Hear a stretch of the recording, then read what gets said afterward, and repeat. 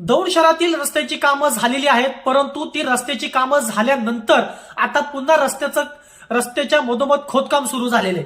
कारण का रस्त्याचं काम सुरू असताना जी ड्रेनेज आहे ती रस्त्याच्या खाली गेलेली आहे. मी अगोदर देखील व्हिडिओमध्ये सांगितलं होतं रस्त्याची कामे कंत्राटदार करतायत, मात्र जे ड्रेनेज आहे ते रस्त्याच्या मधोमध ते बुजून टाकत आहे, त्याच्यावर रस्ता बनवत आहे, झाकण्यासाठी जागा ठेवत नाही. आता तीच परिस्थिती मी सांगितल्यानंतर आता ती मी जे बोललो होतो ते पुन्हा एकदा दिसून येते. तुम्ही व्हिडिओमध्ये पाहू शकता की रस्ता झालेला आहे पूर्ण, पण आता ती ड्रेनेज लाईन शोधण्यासाठी रस्ता पुन्हा एकदा खोदण्याचं काम सुरू झालेलं आहे. म्हणजे रस्ता बनवताना त्यांना एवढी अक्कल येत नाही का की आपण रस्ता बनवतो, ड्रेनेज लाईन आतखाली झाकून जाते, नंतर त्याचा प्रॉब्लेम क्रिएट होणार आहे.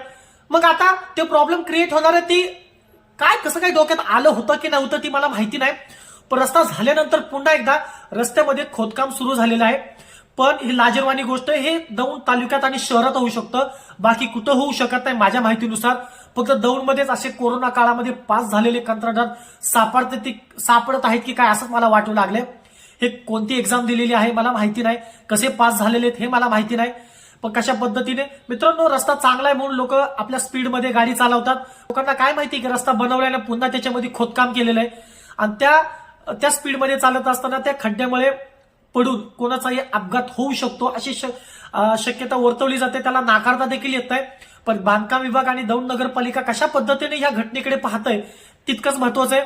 आता बघूया कशा पद्धतीने दौंड नगरपालिका आणि बांधकाम विभाग लक्ष घालते, अशा कंत्राटदारावर कारवाई होती का.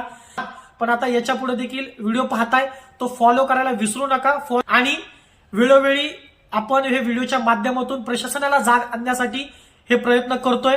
हे दौंड शहराच्या विकासासाठी, दौंड तालुक्याच्या विकासासाठी करतोय. हे माझ्या कामासाठी नाहीये. माझं पॅशन आहे पत्रकारिता. पण सरकारला जाग येण्यासाठी, प्रशासनाला जाग येण्यासाठी, जनतेला कशा पद्धतीने मदत होईल हे माझं काम आहे, त्यासाठी मी मदत करतोय.